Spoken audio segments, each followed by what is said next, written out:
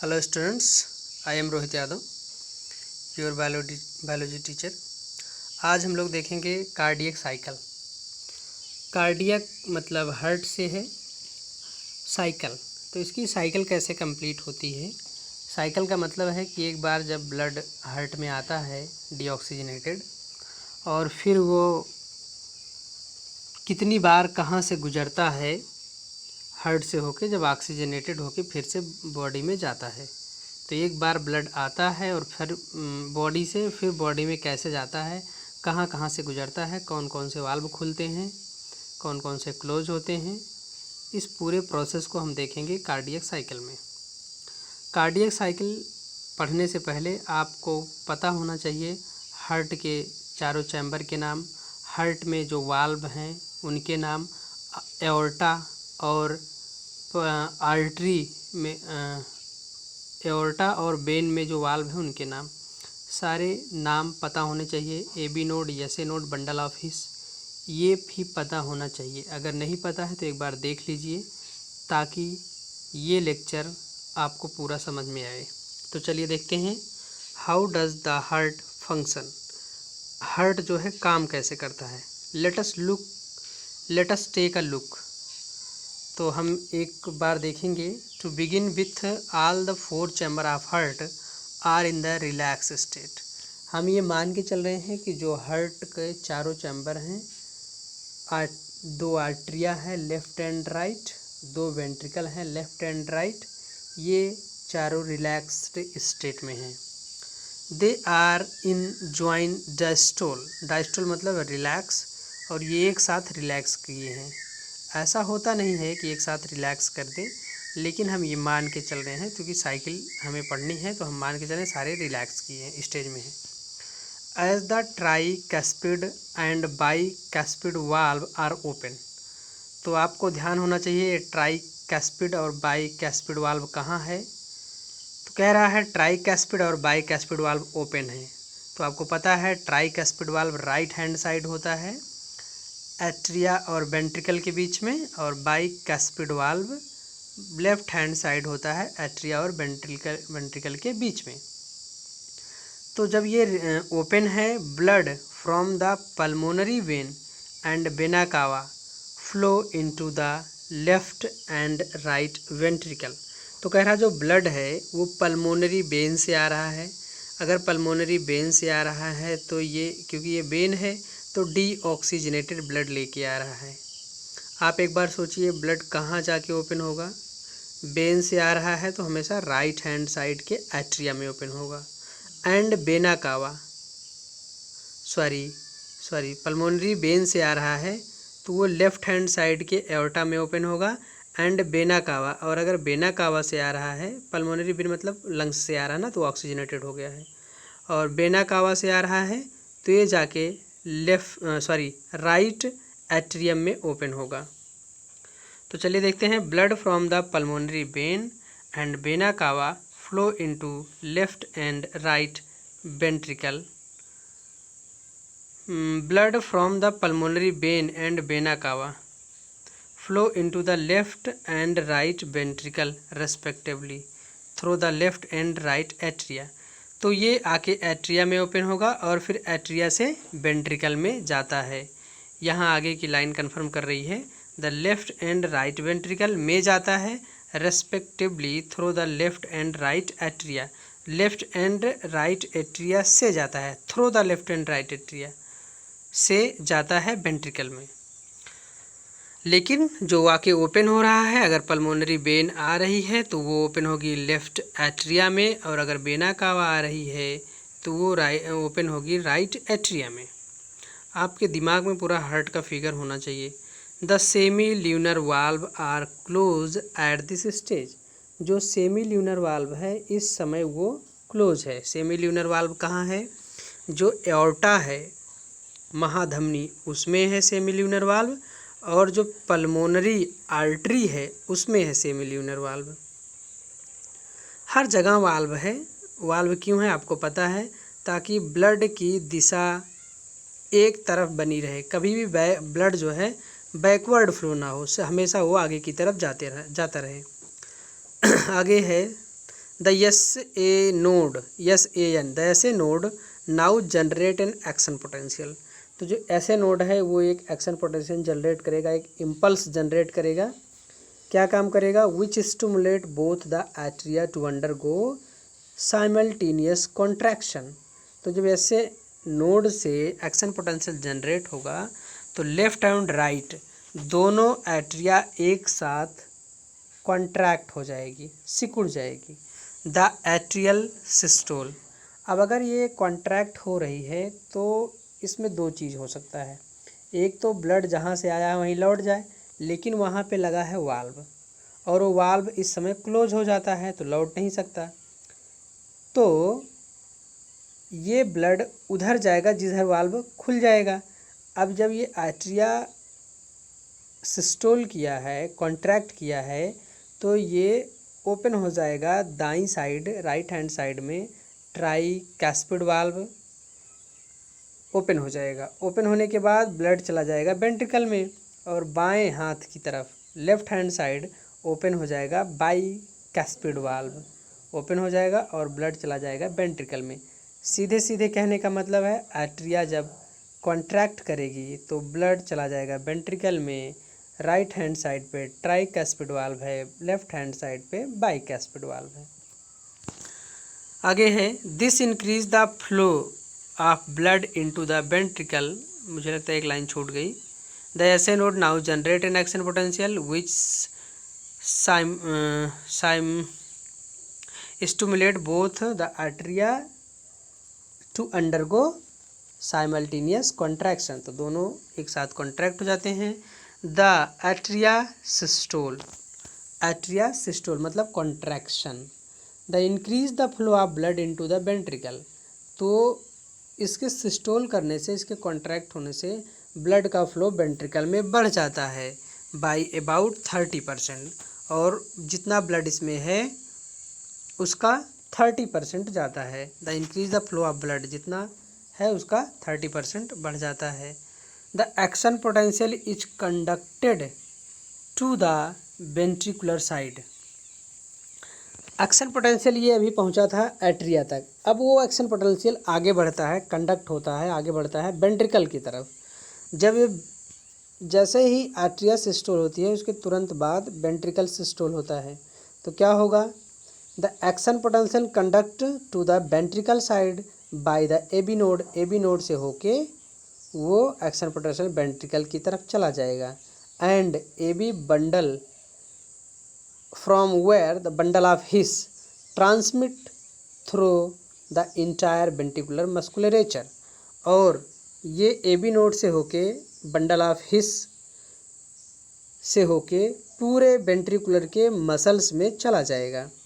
तो जो पूरा वेंट्रिकल है वो सिस्टोल कर जाएगा, कॉन्ट्रैक्ट कर जाएगा। ऐसी स्थिति में इसमें ब्लड फ्लो बढ़ जाएगा, ब्लड प्रेशर बढ़ जाएगा।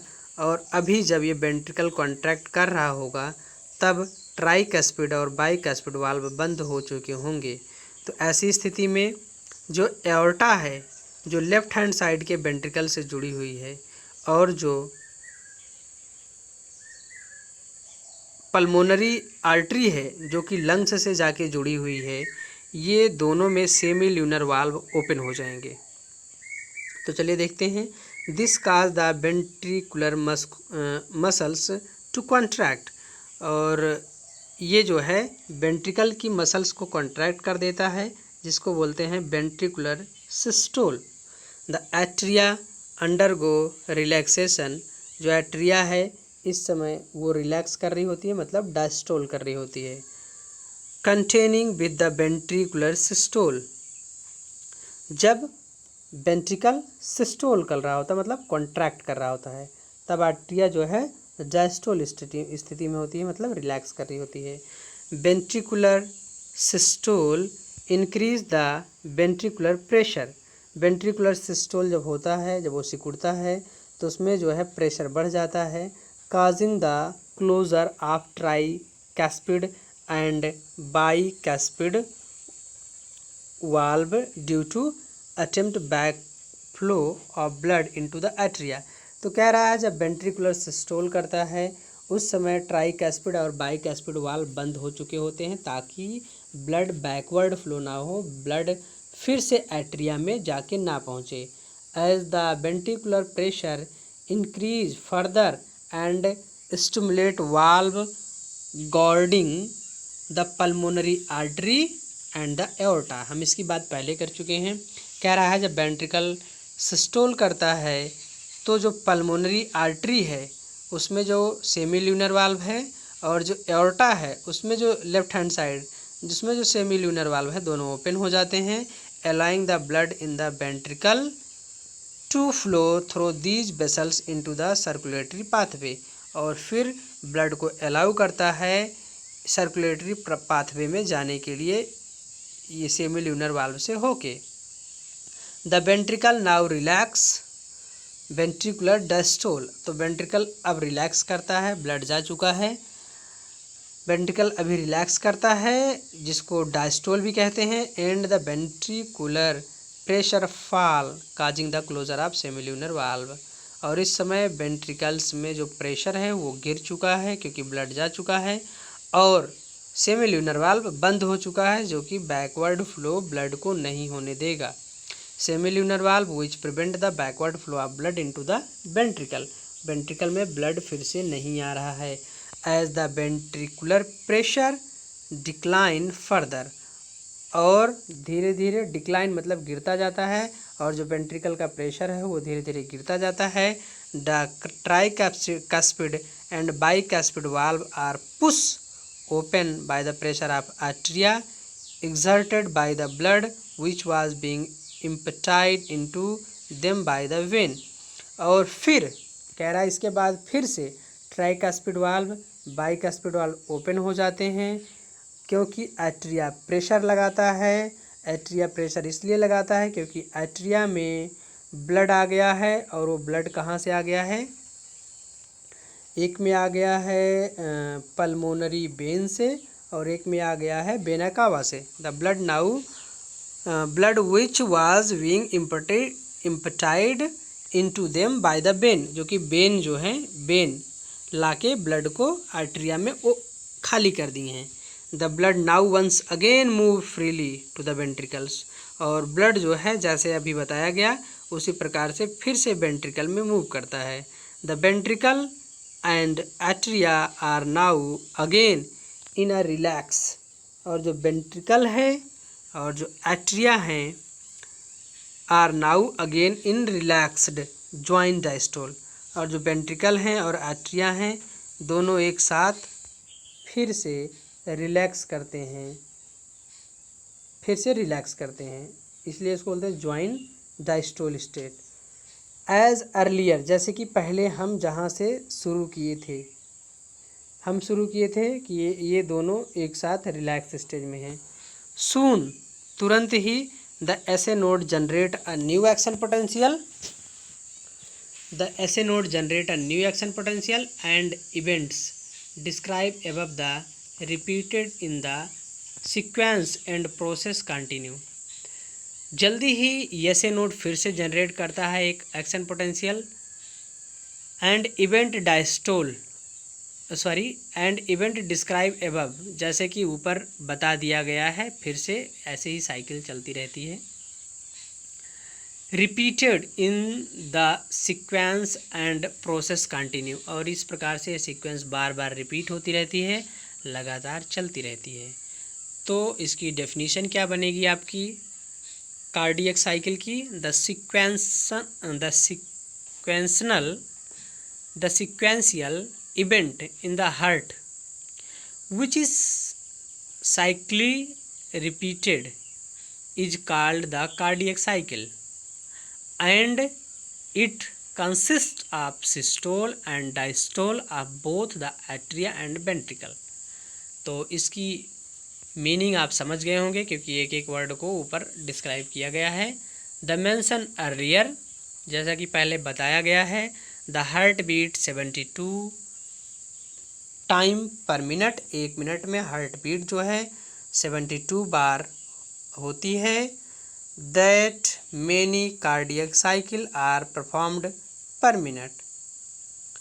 तो 1 मिनट में इतनी मतलब 72 कार्डियक साइकिल परफॉर्म की जाती हैं। From this is could be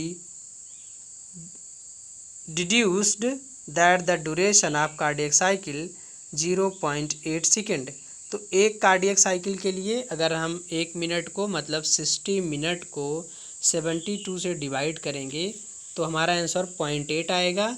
कहने का मतलब एक कार्डियक साइकिल का जो टाइम है वो 0.8 सेकेंड है, 1 सेकेंड भी नहीं मिलता है ये पूरी कार्डियक साइकिल कंप्लीट होने में। During a cardiac cycle each ventricle pump out approximately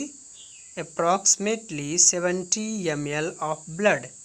एक बार कार्डियक साइकिल में जो ब्लड बाहर निकलता है वेंट्रिकल से लगभग 70 ml ब्लड होता है और इस 70 ml ब्लड को बोलते हैं stroke volume, which is called the stroke volume. तो इस एक बार में वेंट्रिकल से जितना ब्लड पंप हो रहा है उसको स्टॉक बायलूम बोलते हैं। The stroke volume multiply by the heart rate. Heart rate कितना है 72 टाइम है 1 मिनट में, और अगर हम उसको मल्टीप्लाई करते हैं तो लगभग 5000 ml आएगा। 5000 ml मतलब 5 लीटर, ठीक है। Therefore the cardiac output can be defined as the volume of blood pump out by each ventricle per minute। तो 1 मिनट में एक वेंट्रिकल के द्वारा जो वॉल्यूम ब्लड का पंप किया जाता है वही कहलाता है कार्डियक आउटपुट, जो कि है 5000 ml और 5 litre in a healthy individual. एक स्वस्थ व्यक्ति में जो कार्डियक आउटपुट है वो 5000 ml या 5 लीटर होता है। जब किसी में हार्ट की कोई प्रॉब्लम आती है तो पहले कार्डियक आउटपुट चेक किया जाता है। मैं ये नहीं कह रहा हूँ सबसे पहले कार्डियक आउटपुट ही चेक किया जाता है, लेकिन पैथोलॉजी में कार्डियक आउटपुट भी चेक किया जाता है कि इनका ब्लड कितना ब्लड 1 मिनट में ये आउटपुट दे रहा है। The body has the ability to alter the stock volume as well as heart rate and thereby the cardiac output. Body के पास क्षमता होती है कि इसका जो स्टॉक वॉल्यूम है एक बार में जितना ब्लड पंप कर रहा है उसको, और हार्ट रेट को, और 1 मिनट में कितना ब्लड ये पंप कर रहा है जिसको कार्डियक आउटपुट बोलते हैं, इसको चेंज कर सकता है। एग्जाम्पल के तौर पर जब आप दौड़ते हैं तो आपका कार्डियक आउटपुट और हार्ट रेट बढ़ जाता है। For example the cardiac output, और जब आप फिर से सामान्य स्थिति में मतलब खड़े हो जाते हैं, रुक जाते हैं, थोड़ी देर बाद फिर से वो आके नॉर्मल स्टेज पर पहुंच जाता है। तो ये बढ़ाता इसीलिए है ताकि ब्लड ज़्यादा जा सके आपकी बॉडी में, उसके साथ ऑक्सीजन जा सके, एनर्जी का फॉर्मेशन ज़्यादा हो सके और जिस भी सिचुएशन में है अपने आप को बचा सकें। For example the cardiac output of an athlete will be much higher than that of ordinary man। जो एक धावक होता है, एक एथलीट होता है, उसका कार्डियक आउटपुट ज़्यादा होता है। कार्डियक आउटपुट मतलब 1 मिनट में कितना ब्लड पंप कर रहा है उसका ज़्यादा होता है किसी सामान्य आदमी से। जितने भी एथलीट्स होते हैं, दौड़ने वाले लोग होते हैं, 1 मिनट में उनका जो हार्ट ब्लड को पंप करता है, बाहर बॉडी को पहुंचाता है, उनका कार्डियक आउटपुट ज़्यादा होता है। तो आपके लिए एक प्रश्न है, कमेंट करके बताइएगा कि जो एथलीट होते हैं उनका 1 मिनट में हार्ट बीट कितना होता है अप्रॉक्स। कहने का मतलब 72 से ज़्यादा होता है या 72 से कम होता है। आप लोग व्हाट्सएप या यूट्यूब पर ही कमेंट करके बता सकते हैं, यह आपके लिए क्वेश्चन है। During each cardiac cycle, 2 prominent sound are produced which can be easily heard through the stethoscope। Cardiac cycle के समय 2 आवाज़ें निकलती हैं जिसको स्टेथोस्कोप के द्वारा आसानी से सुना जा सकता है। स्टेथोस्कोप वही होता है जो डॉक्टर अपने कान में लगा के किसी पेशेंट के चेस्ट पे या उसके डॉर्सल मतलब पीठ पे रख के देखते हैं। The first heart sound lub is associated with the closure of the tricuspid and bicuspid valve। whereas the second heart sound dub is associated with the closure of the semilunar valve। तो जो लब LUB का जो sound आता है वो जुड़ा हुआ है ट्राइकास्पिड और बाइकास्पिड वाल्व जब क्लोज होता है तो आवाज़ आती है लब, और दूसरा है डब जो कि आवाज़ आती है जब सेमिल्यूनर वाल्व क्लोज होता है। This sound are of clinical diagnosis significance, और ये जो है आपका हार्ट कितनी सिग्निफिकेंटली काम कर रहा है, क्या ये बैकवर्ड फ्लो हार्ट को जाने देता है या रोक रहा है, इसी को जानने के लिए डॉक्टर जो है स्टेथोस्कोप से रख के देखते हैं चेस्ट के पास जब हार्ट में कोई प्रॉब्लम आती है। उम्मीद है आपको समझ में आ गया होगा और इसकी नोट्स बना लीजिएगा आप लोग। कोई भी अगर क्वेरी होगी या कोई प्रॉब्लम होगी तो ज़रूर पूछिएगा, और कैसी लगी वीडियो बताइएगा। Thank you.